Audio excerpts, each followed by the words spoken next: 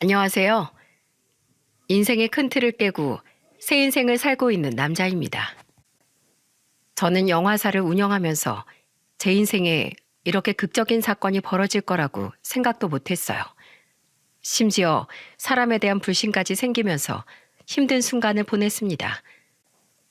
인생의 전환점이라고도 할 수 있는 이 순간에 제 인생을 스스로 돌아보는 시간을 보내고 있어요. 지금 이 나이까지 살아오면서 제가 가장 존경하는 사람은 어머니셨어요.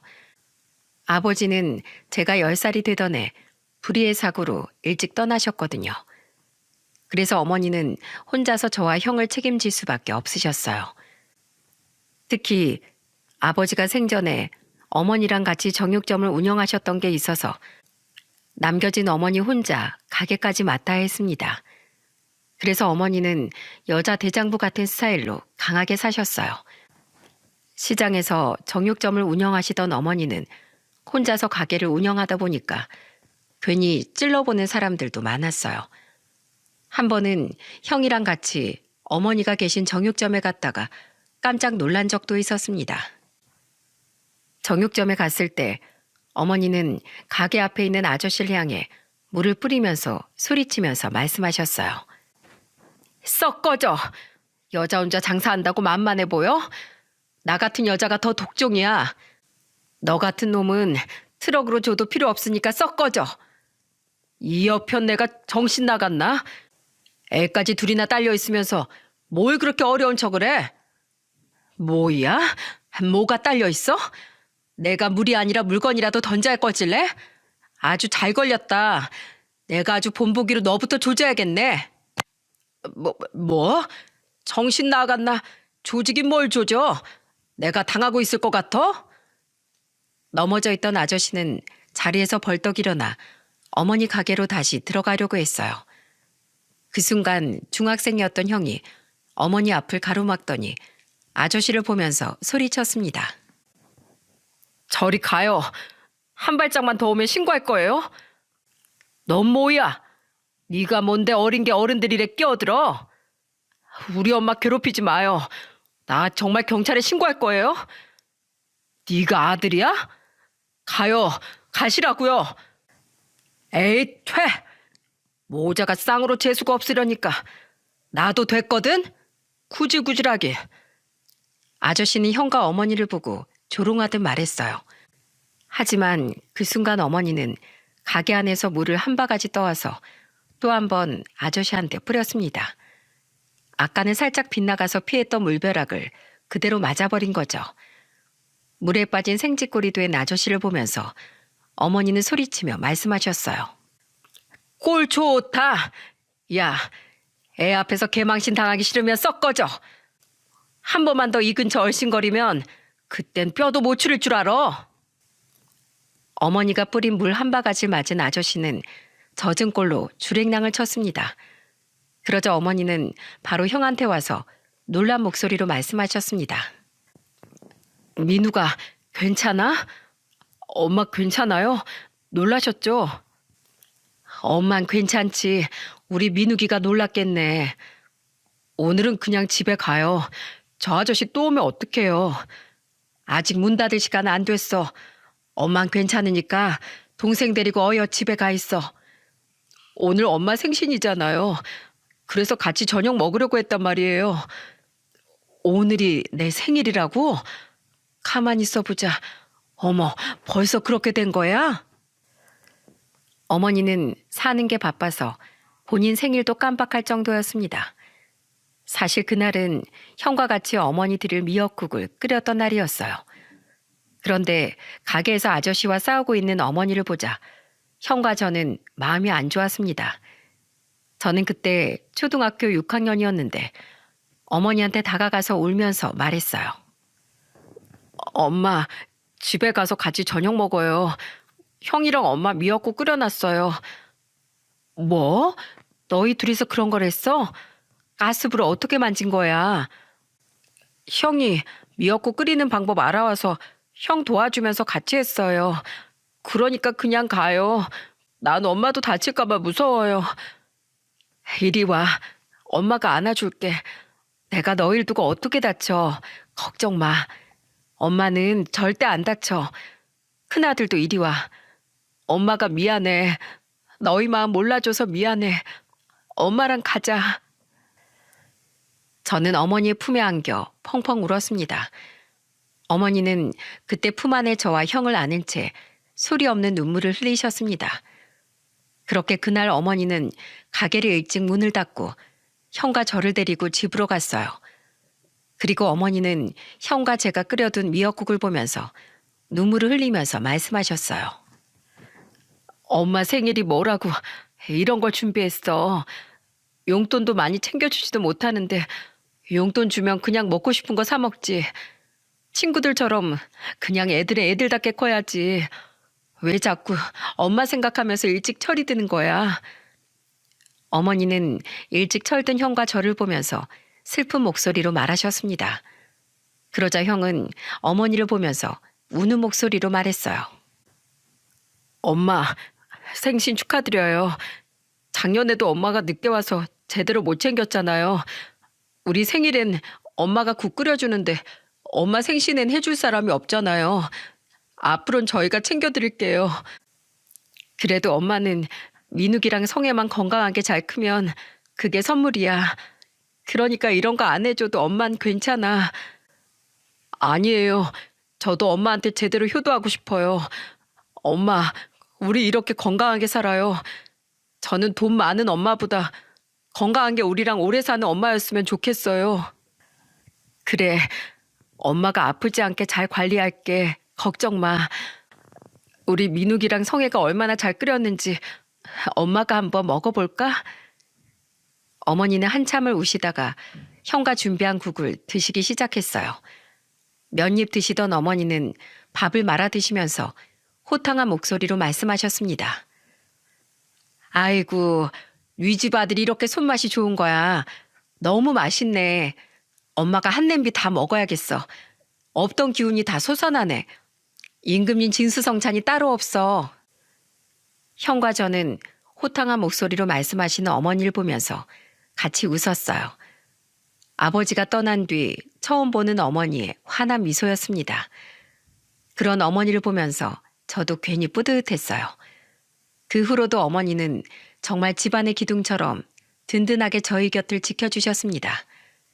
그러다가 형이 원하던 대학교에서 합격했을 땐 어머니가 가게에서 챙겨오신 소고기로 파티도 했어요. 어머니는 그때 형한테 쌈을 싸주면서 말씀하셨습니다. 우리 장남이 잘 풀리니까 엄마가 너무 기분이 좋네. 고생했어. 엄마가 오늘 가게 들어온 고기 중에 제일 좋은 거 챙겨온 거야. 그러니까 오늘 우리 셋이 아주 배 터지게 먹어보자. 어머니는 형이 대학교에 입학하니까 소고기까지 준비하면서 기뻐하셨죠. 그날 어머니는 형한테 술을 한 잔 따라주면서 말씀하셨습니다. 이런 술은 아버지가 원래 알려줘야 하는데 어떻게 된 게 이 집은 엄마가 알려주네. 괜찮지?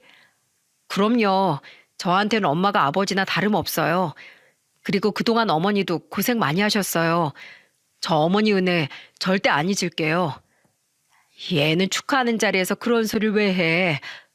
너 엄마 울리려고 그러는 거지? 네, 오늘은 먹고 싶으면 먹고 울고 싶으면 같이 울어요.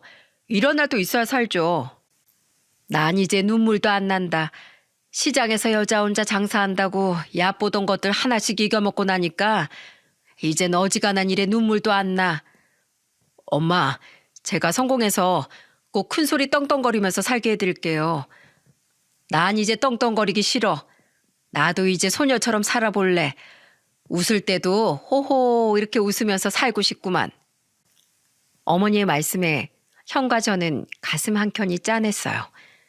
세상에서 가장 강하고 대장부 같던 어머니한테서 저런 말이 나오니까 제가 너무 안타까울 정도였습니다.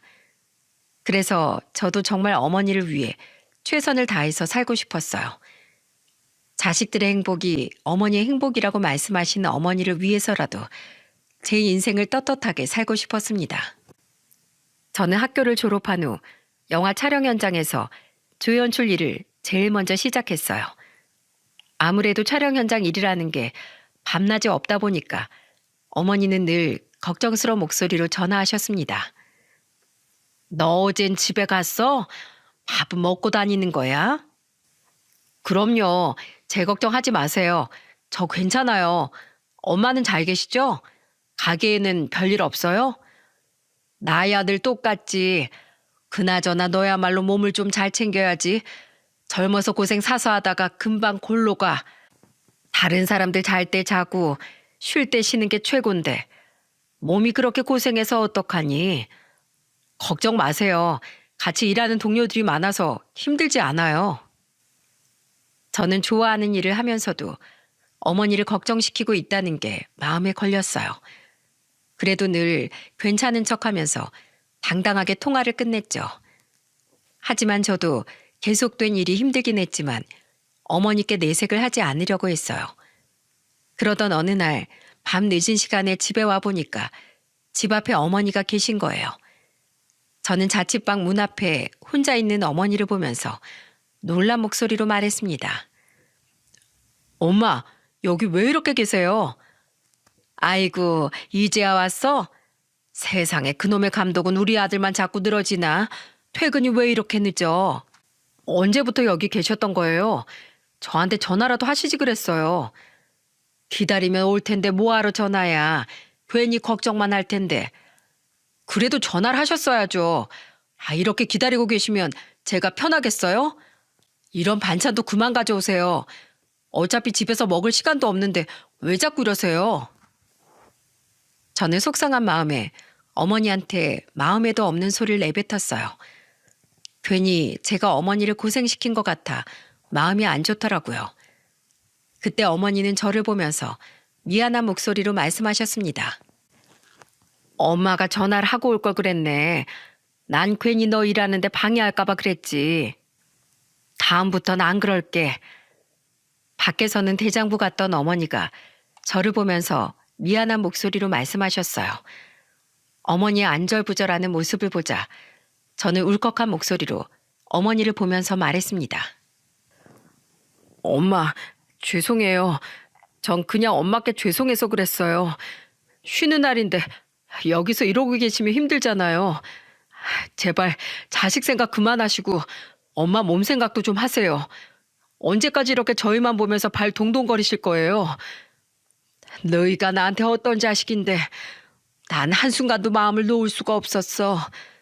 네 아빠가 하루아침에 사고로 떠나서 너희도 어떻게 될까 봐 내가 얼마나 가슴 졸이면서 살았는데 난 너희 없으면 못 살아.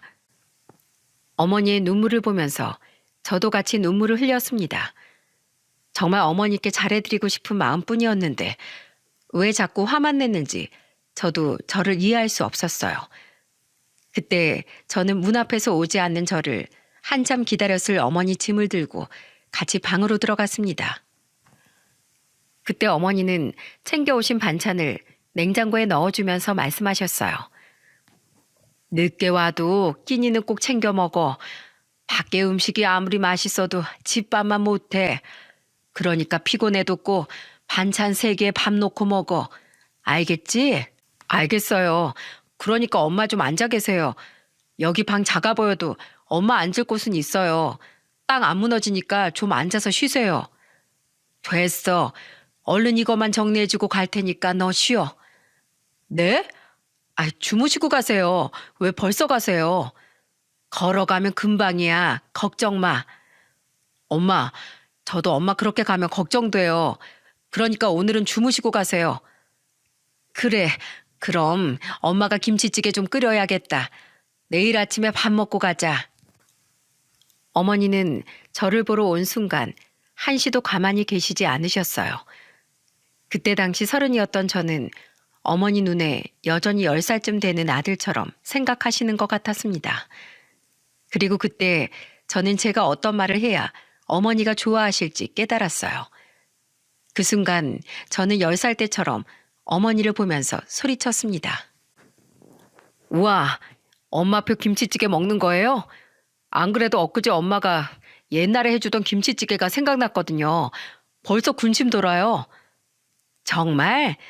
안 그래도 내가 돼지고기 넣고 찌개 끓여주려고 다 챙겨왔어. 와, 역시 우리 엄마 솜씨는 아무도 못 따라간다니까요. 유명한 김치찌개 식당에 가도 옛날 그 맛이 안 나요. 이제 엄마 정육점 그만두고 김치찌개 전문점 차려야 하는 거 아니에요? 아이고 녀석, 그것 봐. 진수성찬이 차려줘도 엄마가 해준 게 최고지? 그럼요. 우리 엄마 손맛 아무도 못 따라가죠. 나중에 며느리 생기면 비법 좀 알려주세요. 그래야 잘 얻어먹고 살죠. 참한 색식감 데려오면 하나부터 열까지 알려주지. 그런데 어디서 나사 빠진 애 데려오면 얄짤 없을 줄 알아? 어머니는 저와 대화를 하다 웃으셨어요. 그런 어머니를 보면서 저는 오랜만에 같이 웃었던 기억이 납니다. 저는 그때 어머니가 좋아하는 건 정말 단순한 거라는 걸 알았어요. 그저 같이 시간을 보내면서 작은 일에도 감사하다고 많이 표현해드리는 게 효도라는 걸 알았죠. 그 후 저는 어머니께 자주 전화도 드리면서 꿋꿋하게 사회생활을 해나갔어요. 그러다 30 중반쯤 본격적인 사업을 시작하게 됐습니다. 그때 어머니는 제 사무실에 돼지 머리까지 가져와서 고사를 지내면서 말씀하셨어요. 우리 성회 하는 일 모두 잘 풀리게 해주세요. 그저 사고 없이 모든 일 다 잘 풀리게 해주세요. 어머니의 간절한 바람이 하늘에 닿았는지 제 사업은 순탄하게 흘러갔습니다. 큰 대박도 아니지만 그렇다고 쪽박도 아닌 평범한 삶을 살고 있었죠. 그렇게 30 후반에 저는 친한 친구의 소개로 한 여자를 만나게 됐어요. 그 여자는 저와 꼭 맞는 퍼즐처럼 모든 것이 잘 맞는 사람이었습니다. 무명 배우였던 그 여자는 저한테 궁금한 목소리로 말했어요. 영화 제작사 일은 하실만 하세요? 저는 무명 배우라 아직 현장 근처는 가보지도 못했거든요. 워낙 하고 싶던 일이라서 저는 할만해요. 힘들어도 꿈을 먹고 산다 생각하면서 제작 일에 몰두하고 있어요. 우와, 대단하세요. 저도 꿈을 먹고 산다고 생각해요. 그래서 오디션에 수없이 떨어져도 버틸 수 있는 것 같고요. 꿈꾸던 일을 하는 건 참 멋진 것 같아요. 저도 일이 정말 안 풀렸던 때가 있는데 버티다 보니까 이렇게 되어 있었어요. 그러니까 열심히 해봐요. 우와, 오랜만에 비타민 충전하는 기분이에요. 여자친구는 환하게 웃으면서 말했습니다. 그 당시 저희 둘은 일적으로 정말 잘 통했어요. 그래서 수많은 대화를 나누다 저희는 연인으로 발전하게 됐습니다. 그렇게 연인이 된 후 1년쯤 됐을 때 여자친구는 궁금한 목소리로 물었습니다. 오빠, 어머님이 정육점 하신다고 했지? 내일 인사드리러 갈까? 내일? 안 그래도 엄마가 궁금해하시긴 하셨는데 부담스럽지 않겠어? 오빠 어머님인데 뭐가 부담스러워. 난 괜찮아. 얼른 뵙고 인사드리고 싶은데. 그래, 알겠어. 그럼 내가 어머니께 연락드려 볼게. 여자친구는 저희 식구들을 만나 얼른 인사드리고 싶어 했어요. 그래서 저는 어머니께 연락을 드려서 약속을 잡았습니다. 그래서 여자친구와 같이 어머니 정육점에 같이 갔습니다. 그날 여자친구는 어머니를 보면서 밝은 목소리로 인사했어요. 어머님, 안녕하세요. 저는 김수영이라고 합니다. 내가 식당에서 보려고 했는데 왜 여기로 온다고 했어요? 여기 할 게 뭐 있다고. 어머님 바쁘신데 괜히 무리해서 시간 내시면 불편하시잖아요.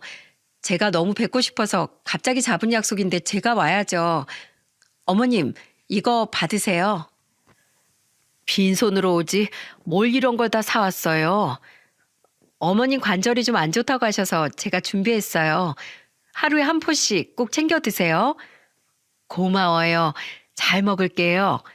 내가 맏며느리 말고 둘째 예비 며느리한테 이런 걸 받으니까 느낌이 아주 다르네.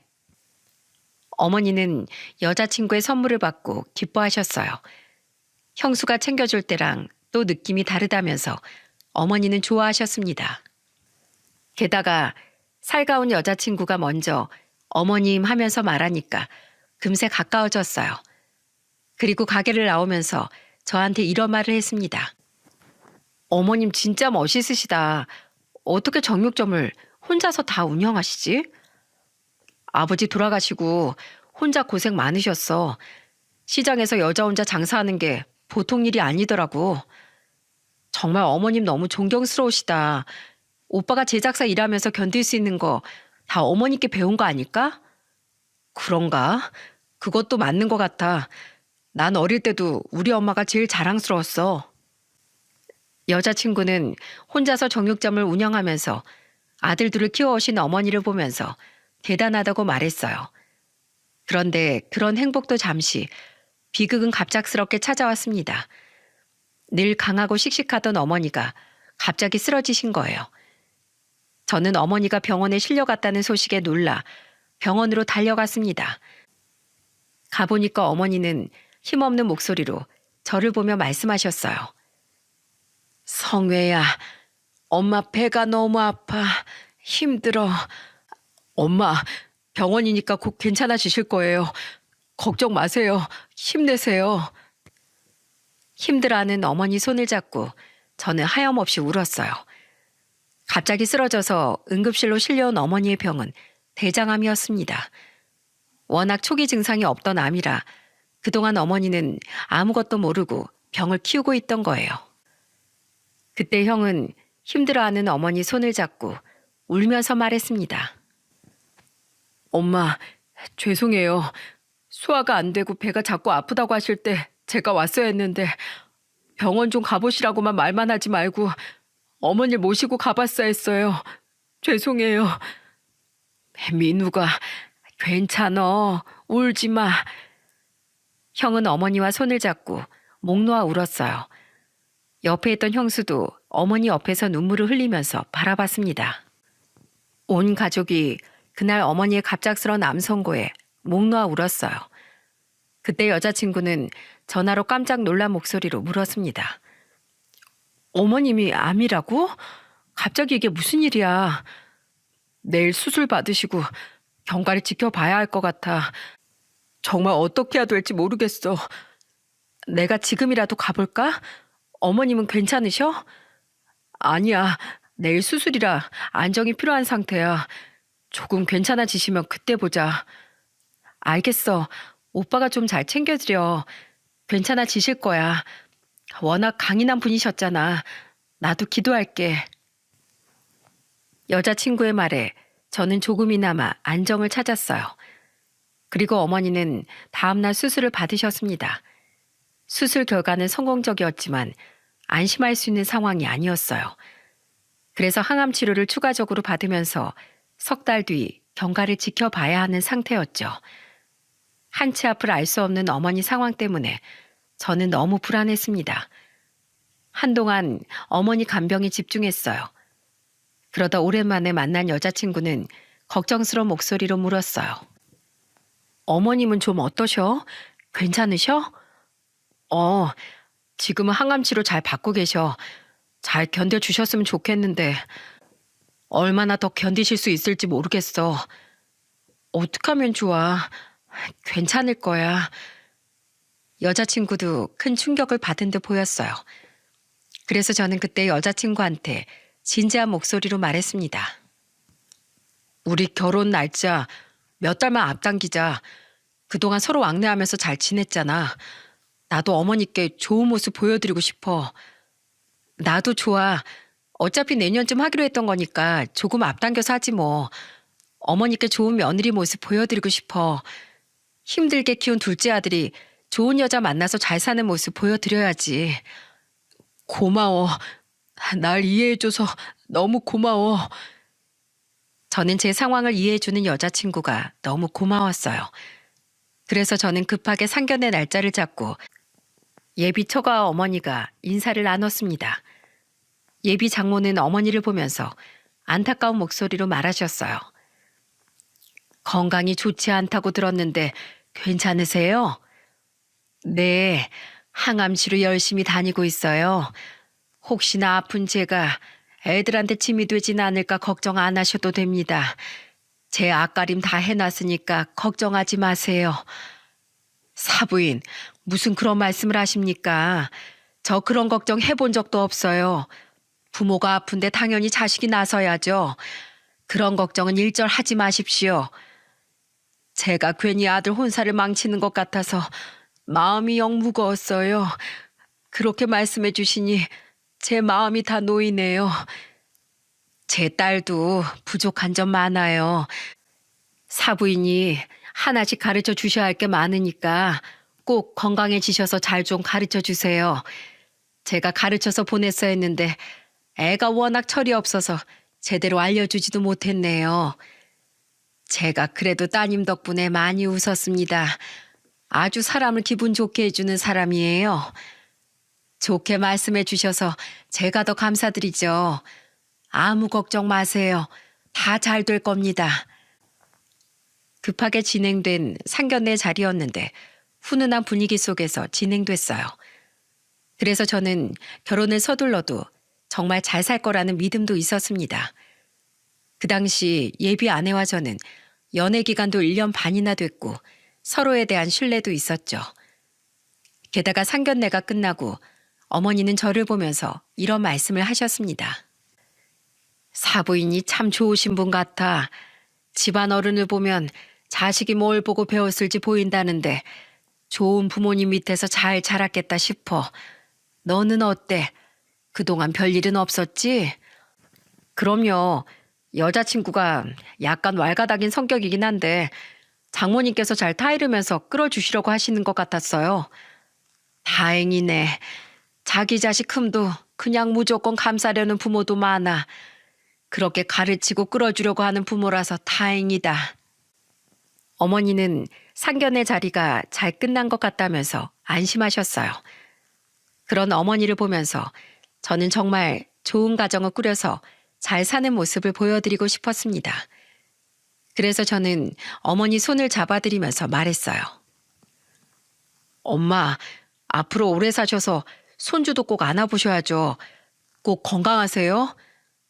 그래, 우리 성애가 형처럼 잘 사는 거 꼭 봐야지. 걱정 마. 엄마 다 이겨내고 우리 성애 가정 꾸리는 거 다 지켜볼게. 저는 그런 어머니의 손을 꼭 잡아드리면서 간절한 기적을 바랬습니다. 하지만 결혼 준비하는 동안 어머니의 병세는 갑자기 악화되기 시작했어요. 급기야 통원 치료를 받으시던 어머니는 입원까지 하셨죠. 그런데 어머니는 뭐가 그리 급하셨는지 병원 입원하시고 며칠 만에 고비가 찾아왔어요. 병원에서 마음의 준비를 하라는 말에 저는 하늘이 무너지는 것 같았습니다. 그때 어머니의 손을 잡고 오열하면서 말했어요. 엄마, 나 엄마 아들로 자라서 너무 행복했어요. 아직 해드리고 싶은 게 너무 많은데 조금만 더 버텨주세요. 제발요. 우리 성에 결혼하는 거 꼭 보고 싶었는데 미안하다. 엄마가 손주도 봐준다고 했는데 어떡하지? 엄마, 괜찮으니까 제발 좀 힘내주세요.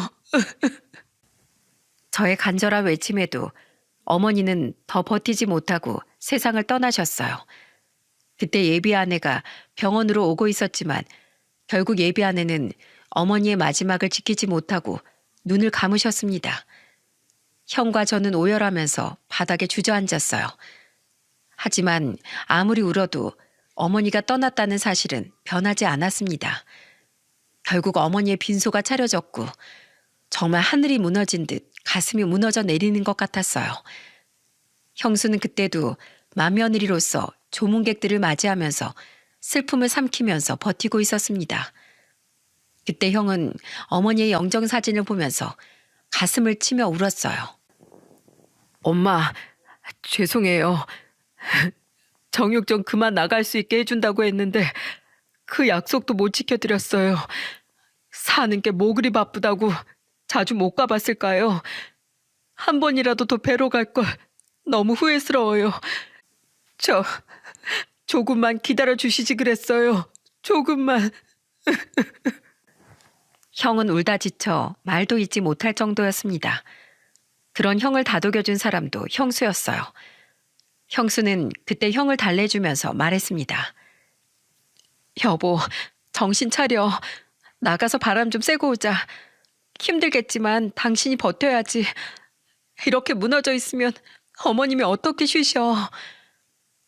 형수는 힘들어하는 형을 데리고 잠시 밖에 나갔다 온다고 했어요. 형을 대신해서 저는 빈소를 지키고 있었습니다. 그리고 곧 허겁지겁 빈소로 들어오는 예비 아내는 눈물을 흘리면서 들어왔어요. 그러더니 저를 보면서 슬픈 목소리로 말했습니다. 오빠, 이게 무슨 일이야? 갑자기 그렇게 되신 거야? 우리도 경황이 없어. 갑자기 악화되더니 이렇게 된 거라서. 어떡하면 좋아? 어떡해? 예비 아내는 큰 충격을 받은 듯 횡설수설했어요. 그러더니 어머니 영정사진 앞에서 목 놓아 울면서 말했습니다. 마지막 인사도 못 드렸는데 가시면 어떡해 어머니. 결혼하면 어머님이 많이 알려주신다고 하셨잖아요. 이렇게 가시면 제가 어떻게 살아요? 전 어머님이 있어야 살아요. 저한테는 왜 효도할 기회도 안 주세요? 땅을 치면서 우는 예비 아내는 모르는 사람이 보면 딸인가 싶을 정도로 많이 울었어요. 그리고 다시 저를 위로해주면서 눈물을 흘리며 말했죠. 오빠, 다음 달에 결혼하면 우리 더 잘 살자. 어머님도 그걸 바라실 거야. 내가 정말 잘할게. 그러자 하늘에서 엄마가 우리 지켜보고 계실 거야. 부끄럽지 않게 잘 살자. 그때 예비 아내는 제 손을 꼭 잡아주었습니다. 그 손이 어찌나 따뜻했는지 제가 다 위로받는 기분이었어요. 결혼식을 한 달 앞두고 갑작스럽게 어머님이 떠나면서 저는 상심이 컸습니다. 그런데 그 상황에 제 옆에서 저를 다독여준 사람이 예비 아내였습니다. 정말 저희 어머니의 장례가 마치 친부모 장례인 듯 같이 울어줬어요. 슬픈 순간 곁에서 같이 울어주는 사람한테 신뢰를 느낄 수밖에 없지 않겠습니까? 그때 제 눈에 예비 아내는 정말 믿음직스러운 사람이었어요. 그런데 형수와 예비 아내가 장례식장에서 처음 마주하는 순간 모든 건 깨져버리고 말았습니다. 형을 데리고 잠시 나갔던 형수가 다시 왔을 때 제 인생의 반전이 펼쳐졌어요. 그때 제 옆에서 오열하고 있는 예비 아내를 보고 형수가 소리치며 말했어요. 와, 진짜 지랄하고 자빠졌네. 그 순간 형수의 말에 모두의 이목이 형수와 예비 아내한테 집중됐습니다. 그러자 예비 아내는 황당한 목소리로 형수를 보며 말했어요. 지금 저한테 그러신 거예요? 야, 너 지금 신분 세탁하고 지금 여기서 쇼하고 자빠졌냐? 도련님, 혹시 얘가 한 달 뒤에 결혼할 여자였어요? 형수는 어이없다는 목소리로 저를 보며 말했습니다. 그래서 저는 의아한 목소리로 형수를 보며 말했어요. 네, 그런데 무슨 일이세요? 둘이 아는 사이예요?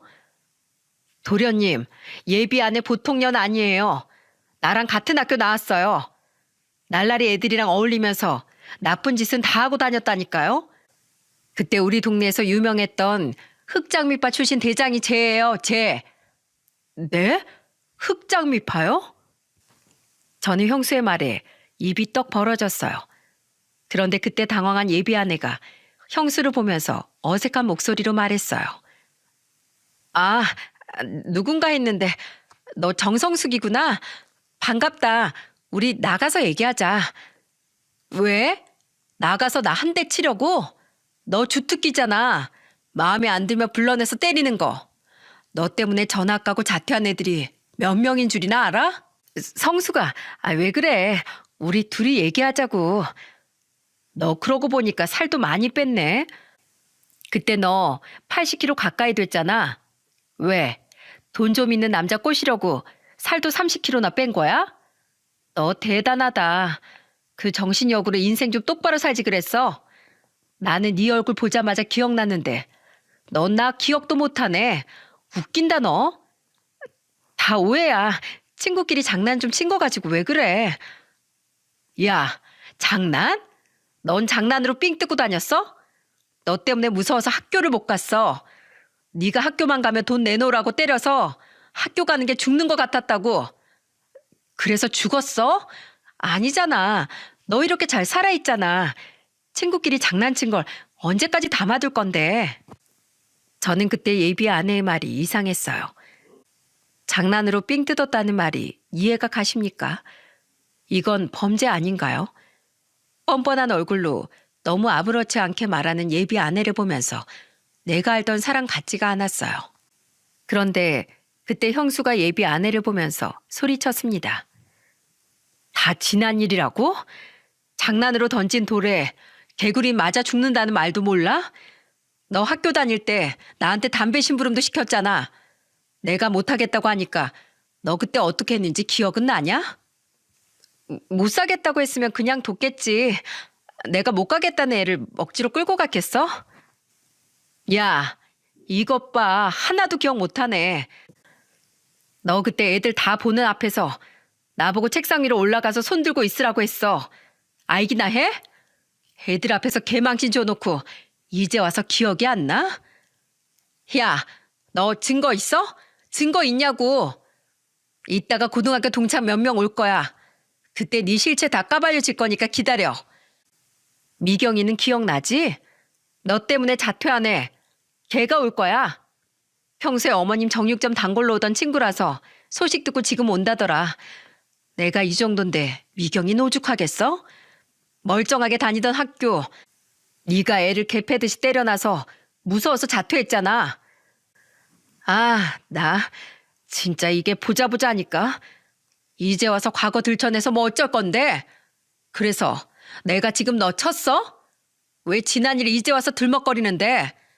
그때처럼 맞고 싶냐? 내가 살 뺐다고 예전처럼 못 칠 것 같아? 야, 아직도 너만한 건 한 주먹거리야. 알겠냐? 오랜만에 손맛 좀 보여줄까?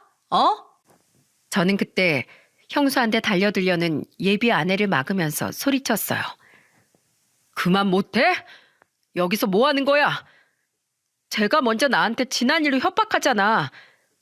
저 말이 다 사실이야? 진짜냐고? 딱 보면 모르겠어? 그냥 혼자 오버하는 거잖아. 지금 누구 편을 드는 거야? 지금 네 행동을 좀 봐. 너를 믿게 생겼어? 사실대로 말해. 어서.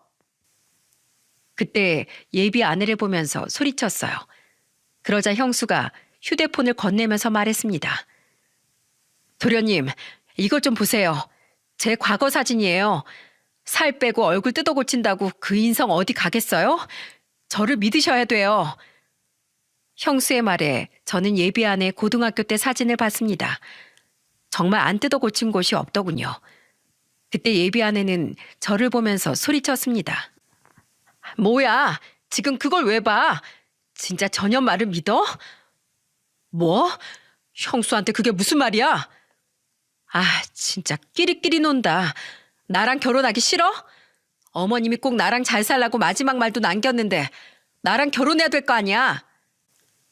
그 순간 저는 기가 막혔습니다. 내가 알던 사람이 아닌 것 같았어요. 그때 저는 예비 아내를 보면서 소리쳤습니다. 야, 지금 네가 우리 어머니를 들먹거려? 나가, 당장 나가! 가라면 뭐 못 갈 줄 알고? 이런 찌질한 것들 상대한 내가 잘못이다. 아, 오랜만에 눈물 연기 좀 했더니 배만 고프네. 나 갈 테니까 알아보던지 말던지 둘이 알아서 해. 인간의 탈을 쓰고 어쩜 저럴 수 있나 입이 벌어졌어요.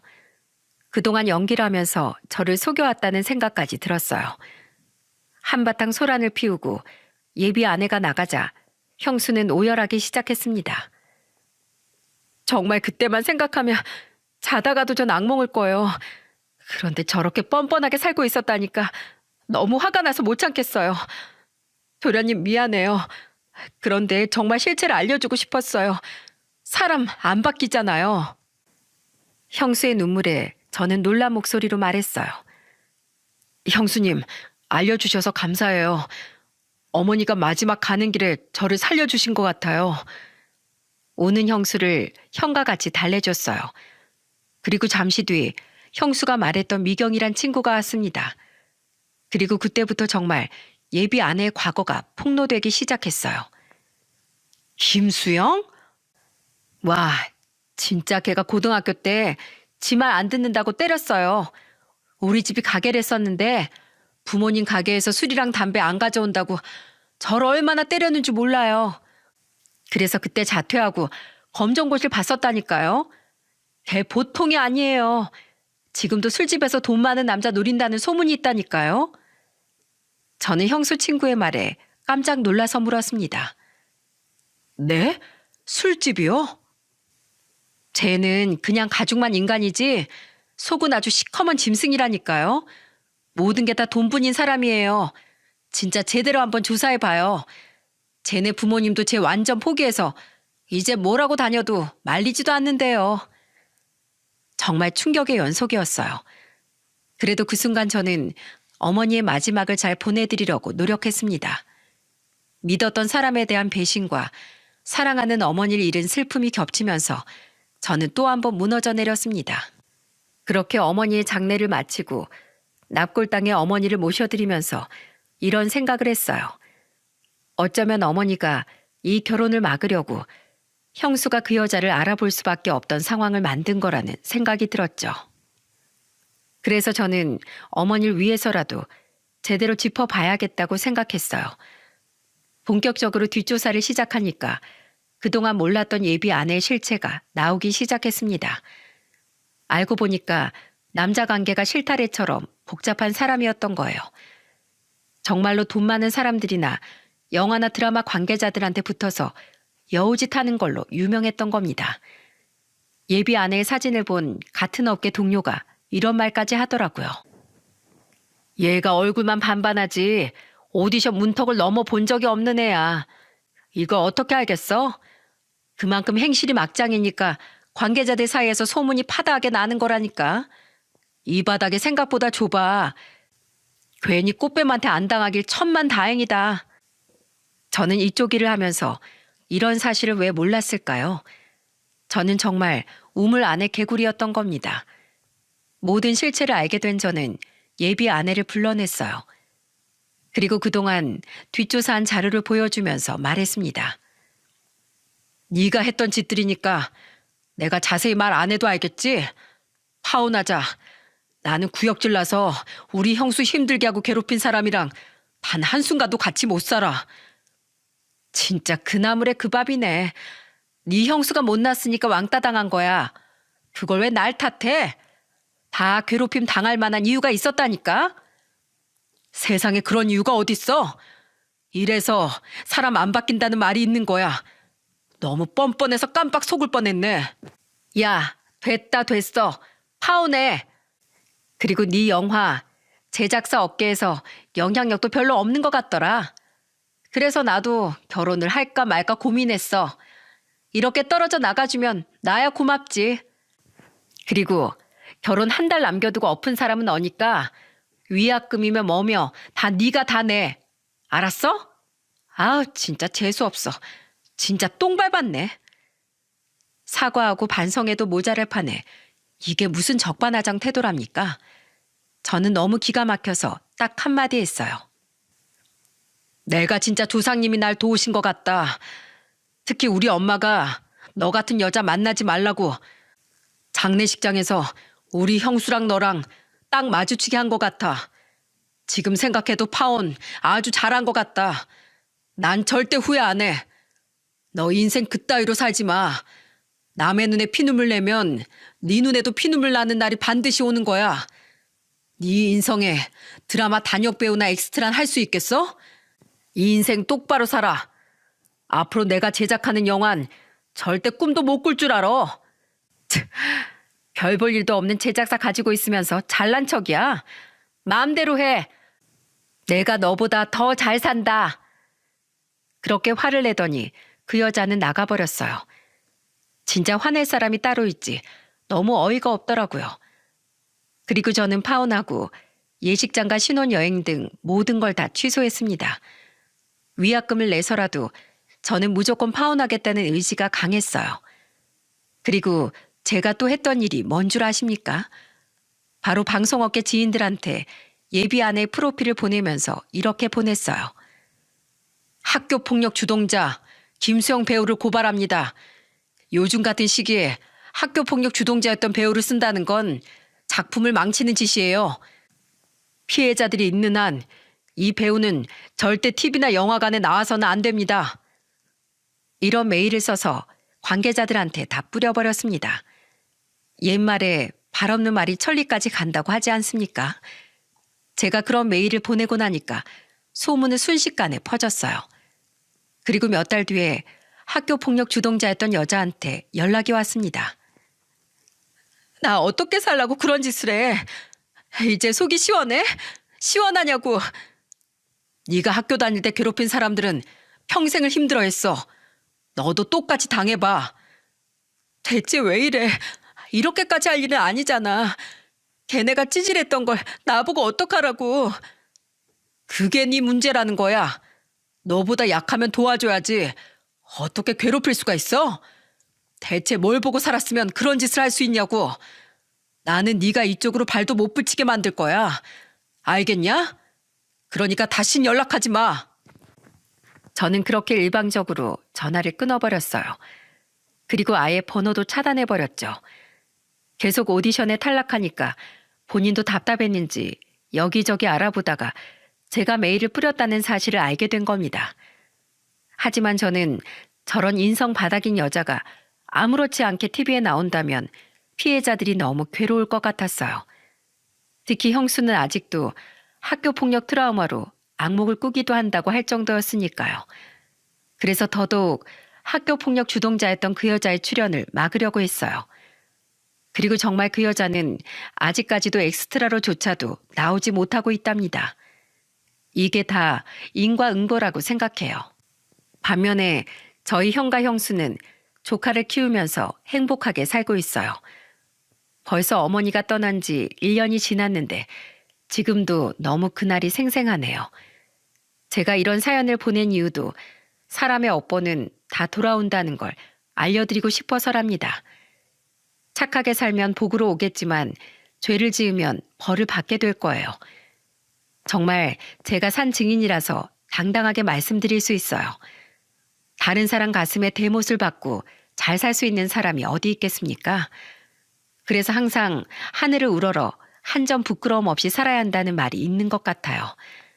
내가 나한테 떳떳할 때 비로소 복이 온다고 믿습니다. 여러분들은 지난 한 해가 어떠셨나요?